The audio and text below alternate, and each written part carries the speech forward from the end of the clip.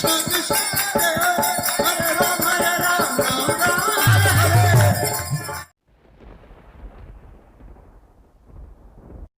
कृष्णा।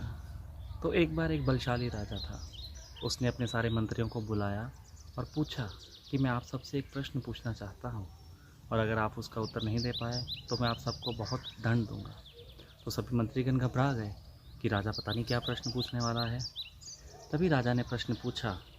राजा ने कहा कि रात को जब मैं सो रहा था, मैंने स्वप्न में क्या देखा कि मैं एक तितली बन गया हूँ, और वो तितली बन के मैं एक फूल से दूसरे फूल आस्वादन करते हुए बहुत आनंद ले रहा हूँ।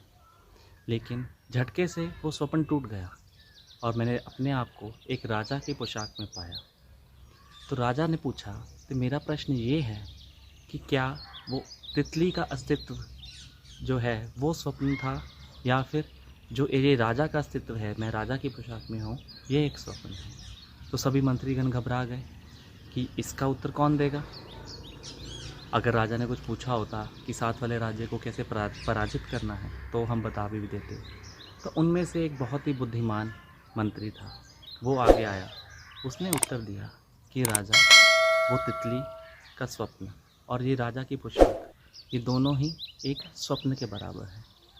जिस प्रकार आपने अपने आप को कुछ क्षण के लिए उस तितली के रूप में पाया और झटके से जब वो स्वप्न टूट गया तो वो उसका अस्तित्व खत्म हो गया, उसी प्रकार आप इस राजा की पोशाक में हैं।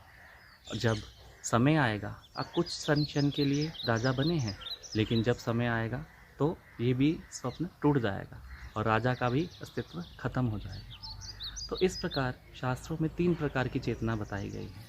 पहली है वेकफुलनेस, जागृत अवस्था, जिसमें हम सारे कार्य करते हैं। जब हम निद्रा से सुबह उठते हैं तो हम ऑफिस जाते हैं, बच्चों को पढ़ाते हैं, बच्चे स्कूल जाते हैं, घर का खाना बनाते हैं, खाना खाते हैं। तो जो भी हम कार्य करते हैं वो जागृत अवस्था कही जाती है। लेकिन जब हम सो जाते हैं तो एक अवस्था होती है जिसमें स्वप्न वाली निद्रा, जिसको कहा जाता है ड्रीम स्लीप। तो उस अवस्था में हम स्वप्न तो लेते हैं लेकिन हम गहरी निद्रा में नहीं होते, हम थोड़ा सा चेतना हमारा फिर भी रहता है। और तीसरी है डीप स्लीप, जिसे सुषुप्ति कहा जाता है। उसमें हमारी चेतना बिल्कुल ख़त्म हो जाती है, हम अपने आप को ये शरीर नहीं मानते और हम एक डीप स्लीप में चले जाते हैं, जिसे मोड ऑफ इग्नोरेंस या तमोगुनी निद्रा कहा जाता है। तो हमें चाहिए कि जब हमें ये मनुष्य जीवन प्राप्त हुआ है तो हम इन तीनों प्रकार की चेतनाओं से बाहर निकलें।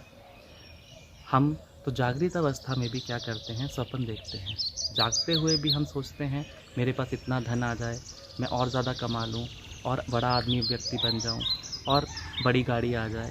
तो इस प्रकार हम जागते हुए भी स्वप्न देखते हैं जिसका कोई अस्तित्व नहीं है।